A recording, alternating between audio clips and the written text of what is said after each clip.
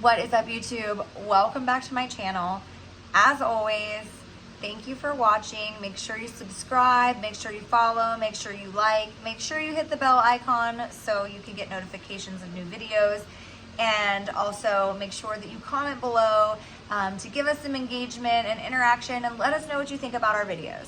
So again, before we start this video, I would like to give a huge shout out to all of my patrons on Patreon who are donating to us every month.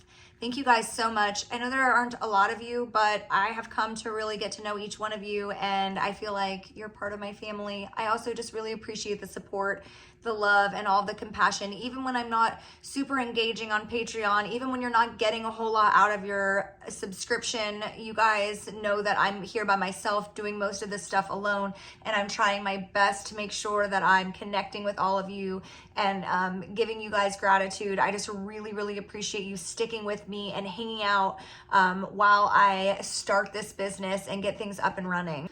We are sitting right outside of Goliath's enclosure. He actually shares this with another Boa Imperator, but this video is again going to be all about the questions you guys have asked me and wanted a response to get to know who I am, what our sanctuary is about, and what we do here at For Goodness Snakes. Stay tuned. This video is going to be full of good information.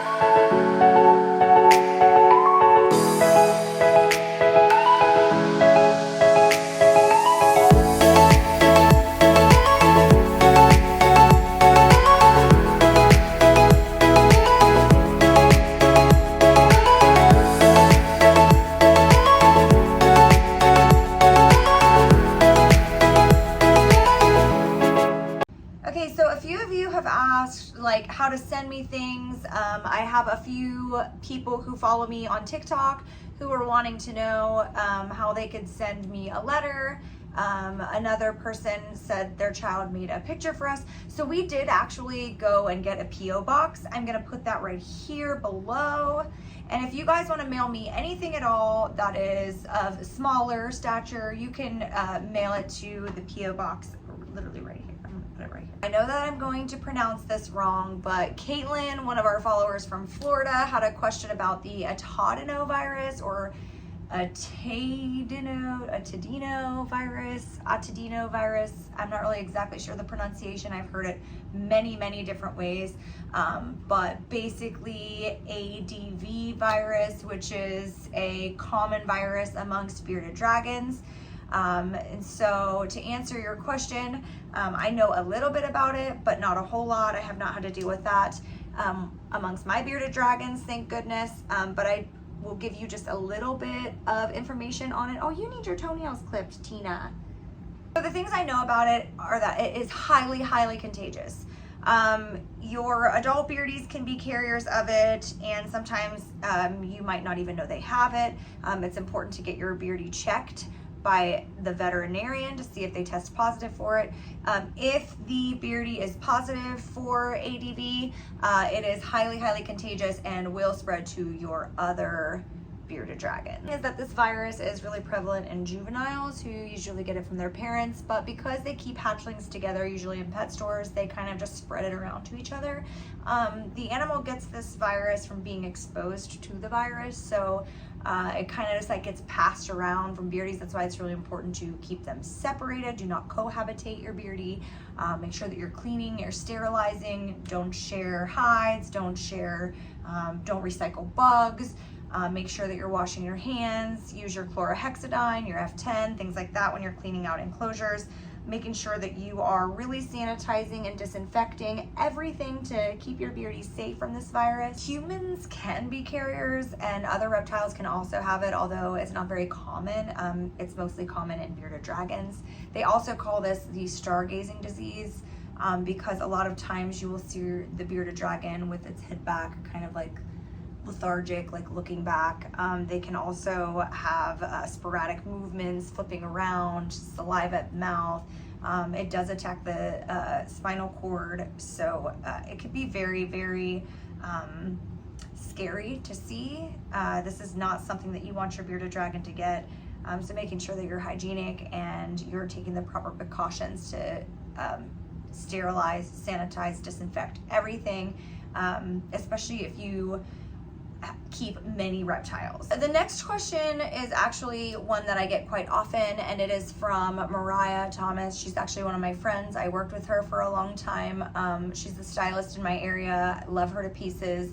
But her question was about ball pythons and feeding ball pythons. Ball pythons, just right off the rip, are finicky.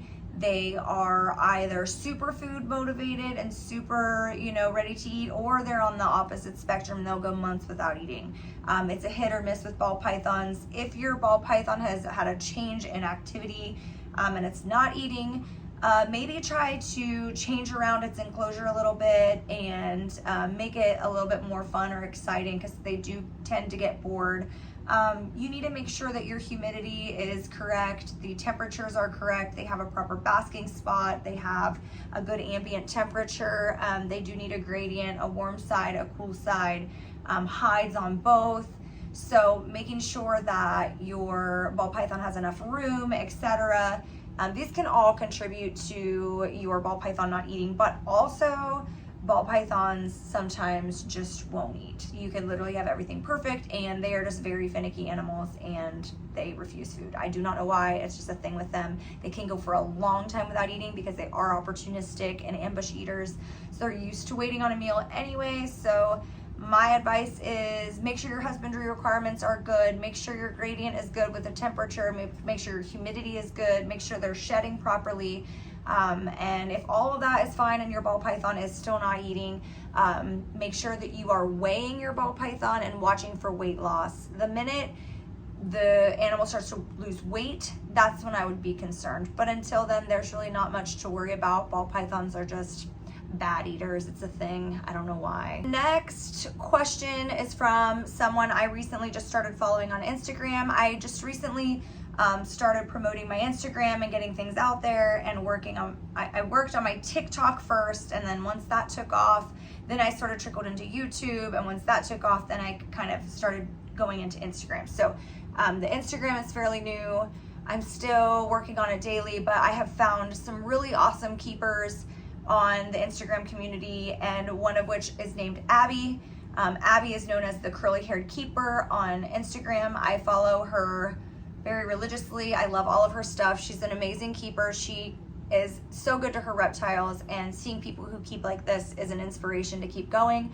And having her follow me back was really cool too, because she has quite a few more followers than I have. So having her interact with me and stuff like that has been pretty cool. But her question was, what was my biggest, or who is my biggest inspiration? And that was a really difficult question. I had to really sit and think about that, because I'm gonna be completely honest, I do not have one. I sort of am just inspired by the need for help. I'm sort of just inspired by seeing things making a difference, making a change inspires me. As far as human beings go, the people who inspire me are all over the place. I'm inspired by books that I read. A few of my favorite book, and I think that this is one of the most inspirational books, in my opinion, is Dale Carnegie's How to Win Friends and Influence People. I was very inspired by that book. I get inspired by everything. We just watched a documentary on Arnold Schwarzenegger, and he literally said in this documentary, failure is never an option. It was never an option for me, so I didn't even consider it. That was inspiring to me. So it's not one person or one specific thing. It's just kind of like a mixture of things that I pick up along the way.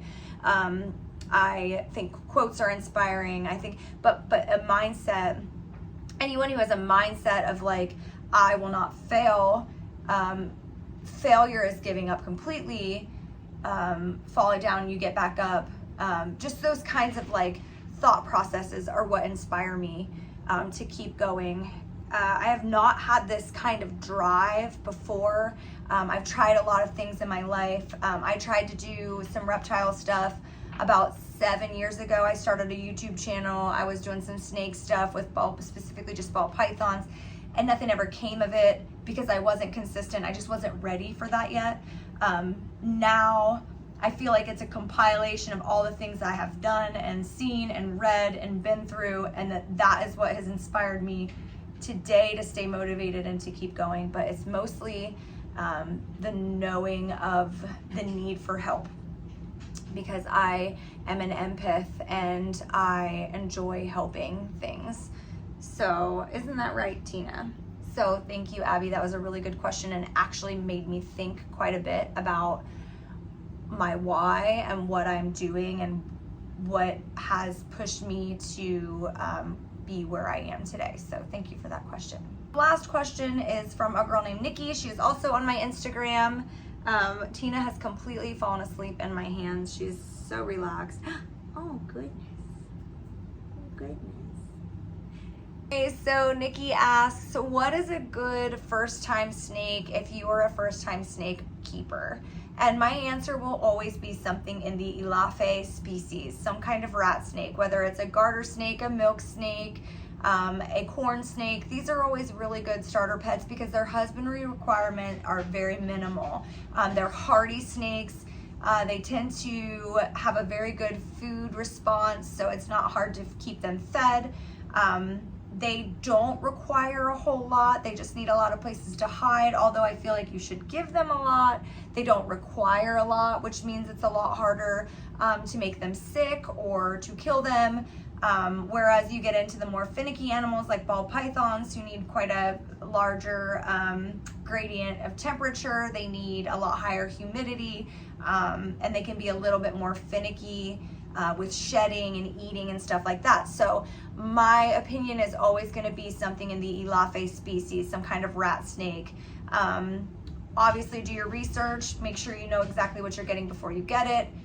Make sure that you have the appropriate substrate. I personally am anti-aspen. Aspen bedding is not something that I ever suggest. It's just not, I personally just, it's very dry, it's very not aesthetically pleasing. It's really bad for impaction. I personally suggest like coconut husk, coconut bark, the little blocks that you can dissolve. Those are really good. Coconut husk seems to be pretty easy if the animal eats it to digest and push through the bowels instead of getting impacted. It's definitely an Elaphe species. And that is actually my very last question for today. So I'm gonna finish up this video with a huge thank you and shout out to everybody who participated in asking me questions, everyone who is following me and subscribed to me and liking my stuff and sharing my stuff.